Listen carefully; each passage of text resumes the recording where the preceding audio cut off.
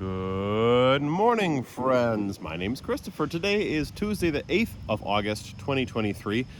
Tomorrow is my anniversary with my wife. We've been married for 9 years. Yay, welcome back to the gardens. I'm not going to edit this. It's just going to be a straight video, and we're going to go relatively quickly. So deal with that. And sorry about the sun. It's coming out, so it's going to be odd angles. And the neighbor is mowing. So here we go. Look at this, beautiful. So we've got some of the butternut squash that are starting to form as this grows out and out. Check out the zinnias, so cool. The Mexican sunflowers going great. And do I have any yellow squash anymore? No, I've been picking yellow squash. In fact, I might have one left. Yeah, I got one down here. Right, we'll pick that today or tomorrow. I just picked a zucchini yesterday. I think the zucchini might be done producing, but that's fine. We're moving on to this autumnal squash, and that's a good thing. Got all the gooseberries off the gooseberry bush, and you know what? You saw me. You saw that these were planted. These were going to be the second wave of snap peas, and they were entirely eaten, completely eaten up. Look, you can see this one is like chewed off at the top. It's so frustrating. Hey, there's some sunshine. Ground cherries are ready for a good proper harvest. They're fallen, and that's great. They're ready to be picked and eaten.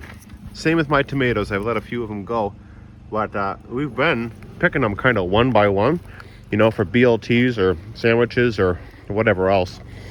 Now it's time to get a big pick like I did with peppers. I picked a big peck of pickled peppers. No, I did pick a whole bunch of peppers. So now we'll let the rest of these grow and more flowers come on for the rest of the season. And here in the strawberry bed, I think last time I had an update, you saw I had transplanted like up to this area, and the transplant just, nothing is taking.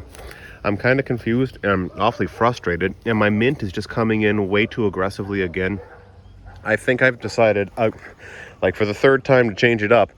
Next year, I'm going to rip out this entire bed, you know, because I've given up on the asparagus. The strawberries need something, and the mint is just taken over. So I'm going to dig out all of the soil and start from scratch. Oh, that's going to be a big project. Let's go look at some flowers. Oh, but before we do, we can check out the raspberries. So the new growth raspberries are always what harvests in the later part of the season, in August and such. This one's actually as tall as I am. My trellis is 4 feet tall, but then it went through the pea trellis, which is kind of fun. So some spots are over 6 feet, but this is normally what it looks like. So we're gonna have a lovely harvest of the second wave of raspberries because we've actually had rain for them to enjoy. Time to harvest peaches too. They've been falling at night, and I let them. You can see, right? That lets the bees and things go to them. They are bigger this year than they have been in years past, which I'm happy about. Like this one is squishy, and it's ready to be picked. They're blush. I think it's definitely time for me to go to town on that.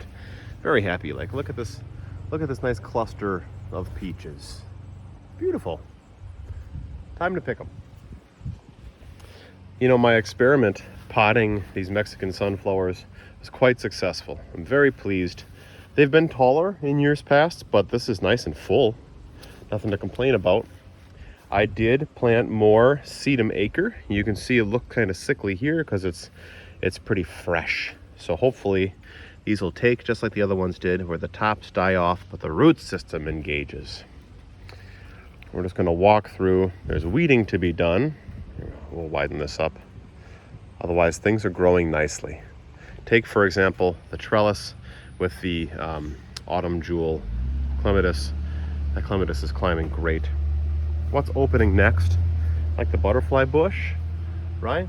That's a late August kind of flower. Sure is looking good. This just opened and is closing. This purple rock cress has been great all season long.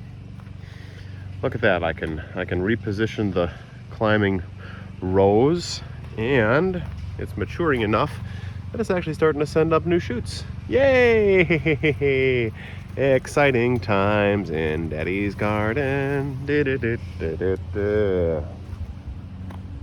Otherwise, we can just brush through all this beauty because it's so beautiful and it's been that way for a long, long time. How nice. There's some sunshine. We were gone visiting my sister-in-law in Minneapolis for a couple of days, and you know, it was hot and I didn't water. Looks like my pots are kind of dying out, and there's nothing to really do about it, except I can give them a little trim and see if they'll come back for the rest of the season. Otherwise, water, water, water, see what happens. Front beds, just looking good. It's just the end of the season, you know. There's nothing so much new coming in here. So we'll check out Phyllis's garden, and as we do, I know it's hard not knowing, but I just trimmed all of my trees up to between 7 and 8 feet off the ground. What, OSHA requirement or whatever. Either way, you don't have to duck when you walk on the sidewalk anymore. That was overdue for about 2 months. My lone rose campion.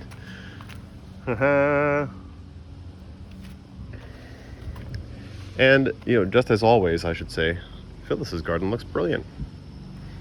Just beautiful. Smells good too.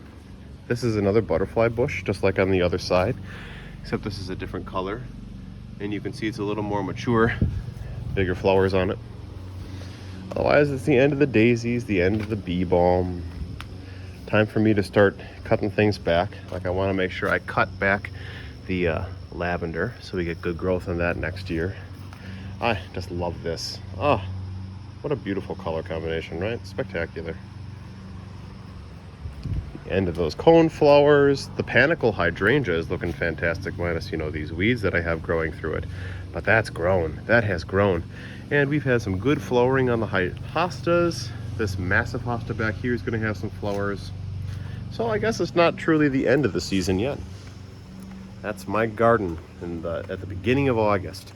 Things are getting hot. I'm not doing daily waterings anymore because, I mean, that's just a little bit obsessive.